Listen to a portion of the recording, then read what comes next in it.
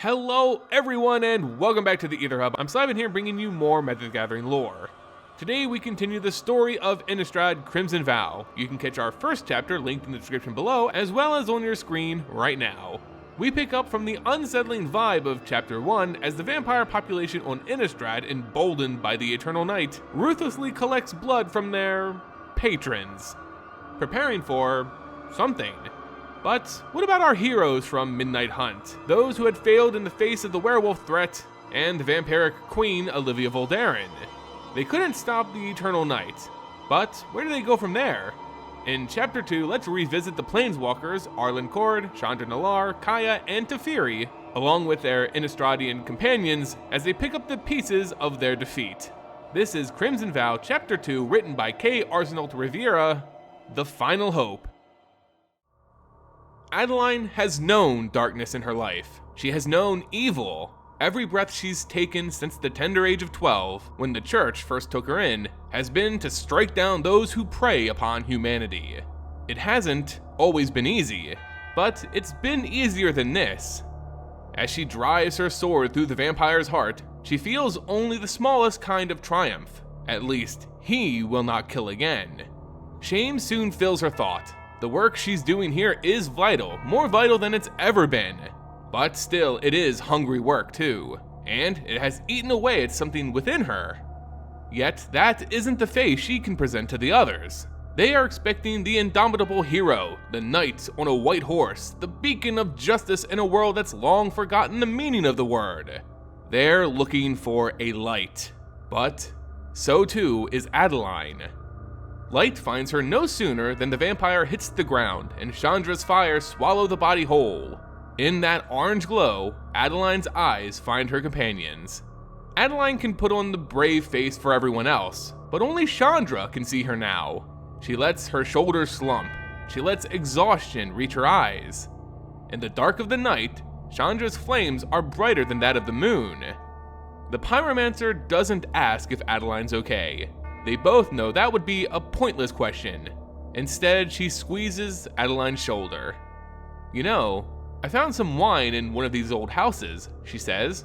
"Think we've earned a little treat." Despite all that's happened, there's still a twinkle to Chandra's voice. Dimmer these days, but it's there. Arlinn lets it guide her for just a little while. "It'll have to wait until after the meeting," she says, "but you're on." The remains of the vampire smolder in front of them, the stench of cooking flesh crawling up to their nostrils. Arlinn sheaths her sword and heads upwind. All around them, their ragtag group fights back. Some, like her, use weapons, battling the last of this old bloodsucker's ghouls and thralls. Some do it with compassion. The witch Daidama is among the many tending to the sick, the wounded, those who have seen too much and borne too much weight already. Magic cannot soothe all their ills, but the right thing to do is to try. This is the 5th counterattack they've launched this week. A little boy heard that there were those who fought against the Endless Night. When the vampires descended upon the village of Caro, he ran to them, his feet cracking open on the rocks in the path. Arlinn was the first person he found, and it's Arlinn who watches over him now, telling him a story as one of the witches tends to his wounds. The blood streaked and drying across her leathers make a strange compliment to the stew she's pouring into a bowl for the boy. As Arlinn and Chandra approach, Arlinn casts a glance their way. She gives the boy a nod and a heartening smile before breaking off to meet with them.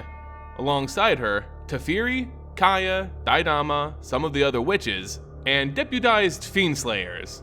Their group is not large, perhaps only 2 or 3 dozen to protect humanity. Yet they are fierce siblings in arms. The rest, 200, remained in the woods. People needed a place to go when their homes were destroyed. "How'd it go?" Arlinn asks. "Fiends vanquished," Chandra answers. Arlinn nods, grateful she found such a bright way to put it. "The village will take time to rebuild, but they'll have safety, at least for tonight." "Good work," says Arlinn. "We'll do what we can for them. Good thing about Kessigers, we can raise a house in a day. Give it a week or two, and there'll be plenty of room for everyone." There's much unsaid. That first, the villagers will need to survive that long, that it's harder to build in the absolute darkness, that more will fall before anything else can be raised at all. But it's tiring, too tiring to think of that now. Arlinn's right. They'll do what they can. Other villages need them too. You wanted to call a meeting? She says. Arlinn points to a makeshift campsite, the village's fire pit. Surrounded by flattened tree stumps and hand-wrought benches, one by one the valiant take their seats. Somehow, the smallest bench, suitable for two, remains empty for her and Chandra. Kaya's work, probably, as she's the one smirking. Well, Arlinn won't argue. She sits, resting her sword against her knees. So, all eyes align on Arlinn, the endless nights worn on her too. That and whatever drove her fight with Tovolar. Arlinn sees more of the wolf than the woman, especially outside of meetings like this one.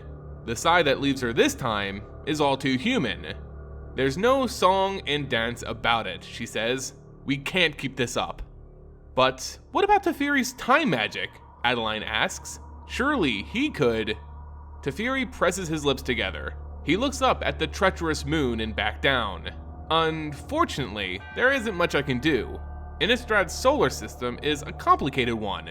The magic that's keeping the moon in place is ancient and tailored specifically for this plane.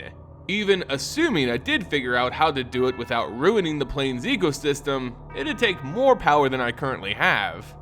This is bigger than any one person can solve, Kaya says. Much as I'd prefer the alternative, we're going to need to stick together on this one. I don't understand, says Arlinn. We've grouped up already, haven't we? We have, but our group, for the most part, is human, Arlinn explains. And she is right. Apart from 2 or 3 of the remaining wolf here, everyone else is human. But why wouldn't they be? Arlinn searches Arlinn's eyes for an explanation. It's quick to come. The endless night doesn't just affect humans. If things continue the way they are, the vampires are going to run out of food eventually. 10 years maybe, the whole plane's gonna be picked clean. Once upon a time, there was someone among them who realized that. We need to pay him a visit. Chandra's laugh is a nervous one. Please say you're kidding. Chandra is right, says Arlinn. If you're talking about Sorin Markov, he showed us no kindness before. Why should that change now? Arlinn must have known this was coming. She doesn't let the question hang in the air very long. Because everything's changed. Besides, it was Olivia Voldaren who stole the Moonsilver Key. If anyone will know something about her plans, it's him. And if the rumors I've heard are true, he hates her guts right about now, Kaya adds. Then, after a beat, it's all anyone in Stenzia can talk about. She's asking everyone there to donate a bowl of their blood, which means she's up to something, Arlinn agrees. But why do we have to ask him? We don't have any other way in, says Teferi. Sorin's in a mood, but he's always been pragmatic. As our leading expert on egomaniacal planar guardians, as someone who's known him for centuries, I think we can get through to him.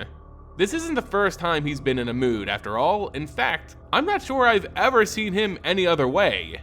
But if nothing else, I'm sure he'll tell us what Olivia is planning.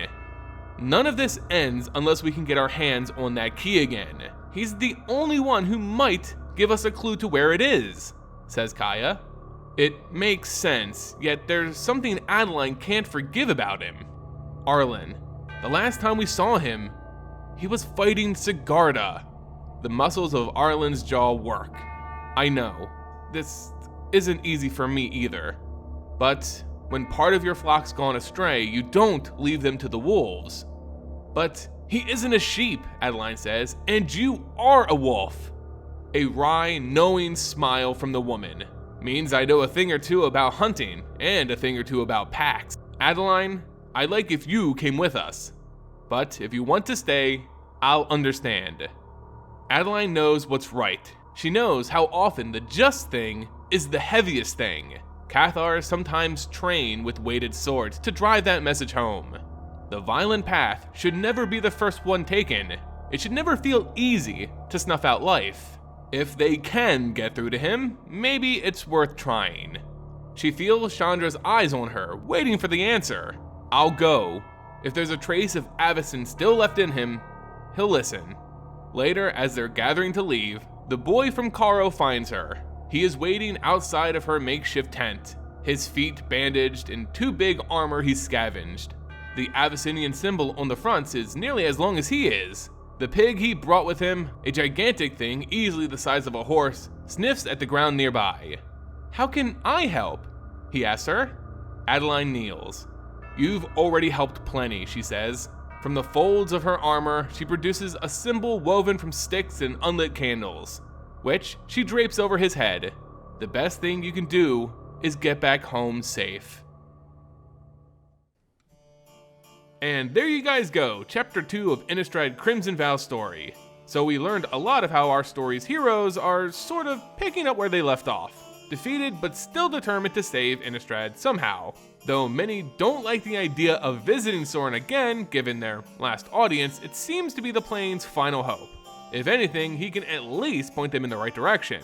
Their plan is clear. Confront Olivia Voldaren and retrieve the Moonsilver Key to end this night. But of course, it won't be that simple.